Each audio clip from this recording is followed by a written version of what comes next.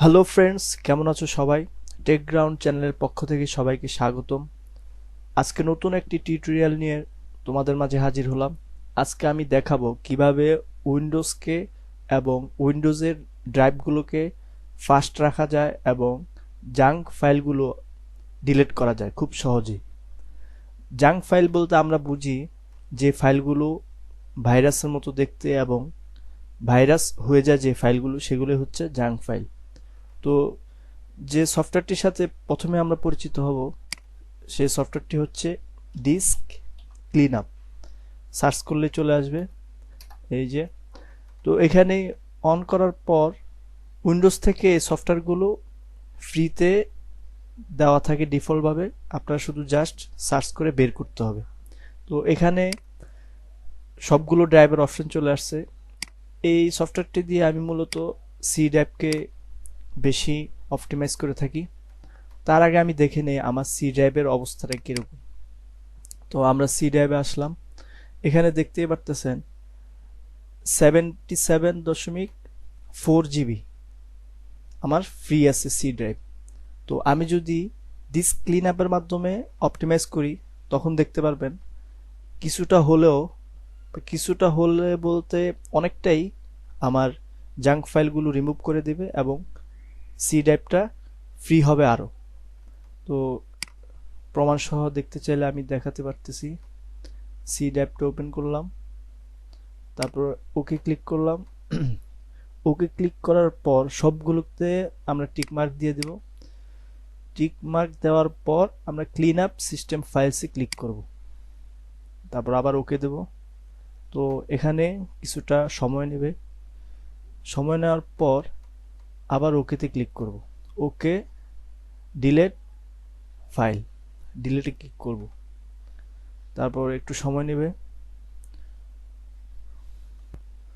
তো সময় নেওয়ার পর ডিস্ক ক্লিন আপ হওয়ার পর অটোমেটিকলি চলে যাবে।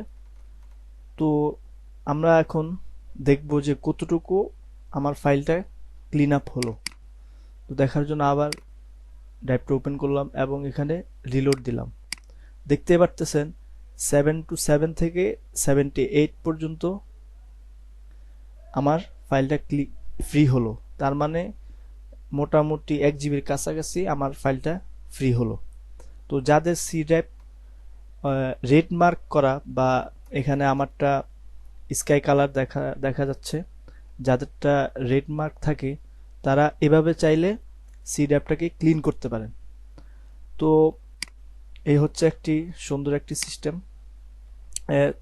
এটা মাইক্রোসফট উইন্ডোজ থেকে এই ফিচারটি দেওয়া।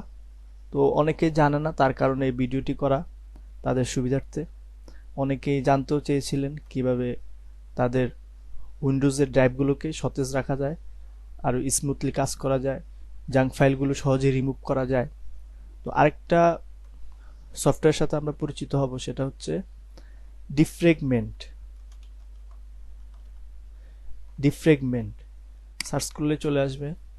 এই সফটওয়্যারটির মাধ্যমে আমরা এখানে প্রত্যেকটা ড্রাইভকে আমরা অপটিমাইজ করতে পারবো। এখানে লেখাই আছে অপটিমাইজ। তো আমরা ফার্স্ট অফ অল প্রথমটাকে অপটিমাইজ করি। এটা খুব দ্রুত কাজ করে। তো ফাইলগুলোকে, ড্রাইভগুলোকে অপটিমাইজ করার জন্য এই সফটওয়্যারটি খুব ভালো কার্যকর। অপটিমাইজ বলতে আপনার ড্রাইভের যে লোডিং টাইমটা বা অথবা ড্রাইভে ঢোকার পর যে একটা সময় নেয় ফাইলগুলো ওপেন হইতে, সে সময়টা কম নেবে এবং স্মুথলি মোটামুটি কাজ করবে ড্রাইভগুলো। এই জন্য ডিফ্রেগমেন্ট আপনারা কাজ করতে পারেন এই সফটওয়্যারটি দিয়ে। দেখতে পারতেছেন আমার এই ডি ড্রাইভটি এখন অপটিমাইজ হচ্ছে, একটু সময় নিচ্ছে এই ড্রাইভটা। তো এভাবে আপনার প্রত্যেকটা ড্রাইভকে অপটিমাইজ করে নিতে পারবেন খুব সহজেই। এতে আপনাদের ড্রাইভগুলো ভালো থাকবে এবং লোডিং টাইমটা কম নেবে। তো আমরা জানতে পারলাম কিভাবে আমাদের ড্রাইভ এবং আমাদের ফাইলগুলোকে ফাস্ট এবং স্মুথলি কাজ করা যায়, সেভাবেই আমরা দেখালাম। এখন আমরা দেখব কিভাবে আমাদের র্যাম ফাস্ট করা যায়। তো আমি এটা ক্লোজ করে দিচ্ছি। র্যাম ফাস্ট করার জন্য ছোট্ট একটি ট্রিক্স আছে, সেটা হচ্ছে উইন্ডোজ প্লাস আর ক্লিক করবেন। ক্লিক করার পর আমার এখানে লেখাই আছে ট্রি, তারপর আপনারা এখানে লিখে নেবেন ট্রি, তারপর ইন্টার প্রেস করবেন। তারপর দেখতে পেলে একটা ইন্টারফেস আসলো এবং চলে গেল। এর মাধ্যমেই র্যাম একটু ফাস্ট হয়ে থাকে। তারপরও যদি আপনারা দেখতে চান, এখান থেকে টাস্ক ম্যানেজারে যাবেন। যাওয়ার পর এখানে দেখতে পারবেন যে র্যাম কত পার্সেন্ট ইউজ করা হয়েছে। তো সেক্ষেত্রে যদি আপনাদের কোনো ফাইলে অথবা কোনো সফটওয়্যারে যদি কম্পিউটার হ্যাং করে থাকে, তাহলে সেক্ষেত্রে আপনারা এখান থেকে গিয়ে রাইট বাটন ক্লিক করে ইন টাস্ক করে দিবেন। ইন টাস্ক করার ফলে সে সফটওয়্যারটি রিমুভ হয়ে যায়। তারপর আবার পুনরায় আপনি ওপেন করে কাজ করতে পারবেন।